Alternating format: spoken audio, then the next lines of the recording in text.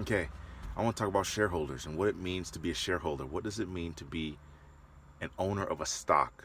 Okay, if you're a person who buys stocks, you are a person who owns shares. When you buy stock, you get a share, which is a share is it's a piece of the pie of a company. Okay, so if a company, for example, if you and me start a business today, you and I are the founder of the business we created, company XYZ. I paid 50% to start this business. You also paid 50% to start this business, to fund the business. So now you and I own 50% because there's only two of us. So we are the shareholders of the business that we started. If the company makes a profit, I get 50% of the profit and you get 50% of the profit. Remember, we are the shareholders. Okay, you and I are the shareholders. Okay, so now if we were to issue stocks, for other people to come, now let's say one person buys a stock. Now a third person is in our group. It's no longer two of us. Okay, it's no longer two of us that owns it now. Now we let a third guy in. There's three of us now. There's you, me, and this guy now. This person. So now three of us. So now the profits go to me, you, and the third guy. It's split up into three. It's no longer 50%. You and I don't get 50% anymore.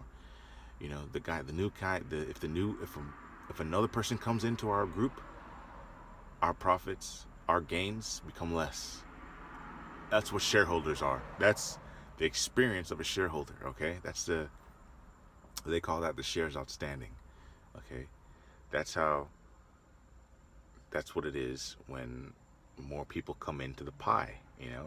And the more people there are, the less money we're going to get. You get what I'm saying? So the most powerful way to get the most money is if a company buys back their shares. If a company buys back their shares, it will increase our profit. You know. So, for example, I'm going to tell you what buying back our shares mean. You and I own 50%. We issued stock. Now this third guy's in, right? Now I'm getting 30%, you're getting 30%, this guy's getting 33%. Each of us are getting 33%, okay? So now you and I are no longer getting 50%, because this new guy's in now, everyone's getting 33%. Our percentage is dropped. We're still getting profit, but it's just split between the three of us because now three guys are the shareholders now. So we've been like that let's say we had this guy with us for maybe about a year. We've had a gain now. We've had a complete gain within that entire year. This guy decides to sell his shares, right? So what do? We buy it back.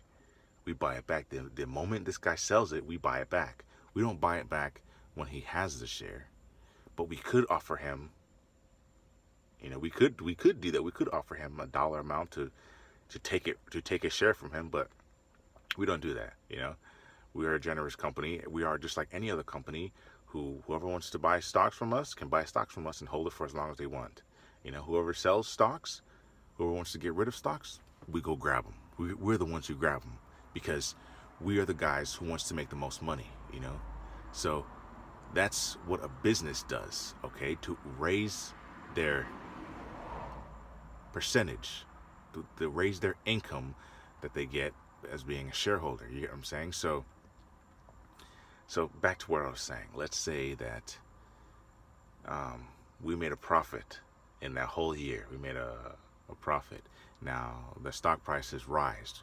He bought the price when it was at $12 or whatever. Now it's at $20. From that whole year that he's owned it, it raised from $12 to $20. So what does this guy decide to do? He decides to sell it at $20 a share. So we go in there and grab that. We go in there and grab what he's bought. We just grab it. We pay for $20. Because he's selling it at $20, we're going to grab it, because we know that $20 is going to rise even further in our next 2 years. In our next 3 years, it's going to rise even further. What we own right now is undervalued. So he doesn't know that. He just thinks because he made a profit and went from $12 to $20, he doesn't think it's going to go higher than that. So he's cashing out, you know what I mean? So what are we going to do? We're going to buy it because we know it's going to be way more than $20. You get what I'm saying? So we bought it. Bam, we bought it. Now he's gone. He's no longer a shareholder because he sold his shares. So now it's just you and me again, 50% again. You know what I'm saying? That's what companies do every day. That's what companies do every day. That's what companies do to raise their stock price. That's what companies do to improve the net worth of their shareholders. Okay? So those are the businesses that you need to find when you are looking to buy into a business, when you're looking to own a business. You need to find businesses that buy back shares. You need to find businesses that has, strong economics. You don't want to find a business that's in debt because,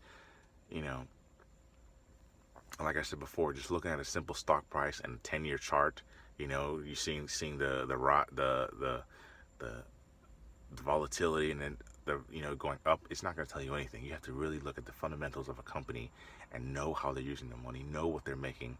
You need to know what they're doing. You need to know if they're in debt or if they're increasing their net earnings. You know what I'm saying? So when you invest into stocks, don't just look at the number, don't just look at the price. Okay, just consider if you want to own that business for the rest of your life. That's what you must consider. Okay, because investing is not only for 1 year, 2 year, 3 year. Investing, it should be for the rest of your life, ideally. It should be for the rest of your life. You need to look at a stock based on, if the stock market ceased to exist anymore, would you be satisfied with what that company gave you every year? That's what you need to consider. You don't need to, who cares about what the price is? Don't think about what the price, the volatility of the price, blah, blah, blah. Don't care about the price. Would you be satisfied with what this business is going to give you every year? That's what you need to consider, and that's what you need to find when you buy a stock. Don't think about the price going up and down. Oh, it went from $12 to $5. Oh my God. Doesn't mean anything. It doesn't mean anything. I mean, it does mean something. Something's going on, but if you're in a good business, that doesn't mean anything. It doesn't mean anything. Especially if that's what happened in 1 year. If that's what happened in 1 month, that doesn't mean anything. You know what I'm saying? So that's what you have to consider. So I'm glad you watched the video. Let me know your thoughts on what I'm talking about, on what I'm saying. Let me know if it makes sense to you. And this is the book that I'm reading right now. It's called Buffettology by Warren. It's not Warren Buffett didn't really write the book. It's his daughter-in-law, his son, which is his ex-wife, written the book, Mary Buffett. It's a very good book. I think David Clark is a part of it too, a very long friend of Warren Buffett, 30-year friendship. It's a real good read. You guys should pick it up, buy it in your nearest bookstore, Barnes & Nobles. They also issue stocks. I think their stock price is really cheap. So if you want to check them out, by all means do so. And I'm sorry to make this video too long, but I'm going to go now. And I'm pretty hungry, so I don't know if I'm going to eat watermelon or pineapple. Or it could be Taco Bell. I don't know. But you guys take it easy. Have a good night. Peace.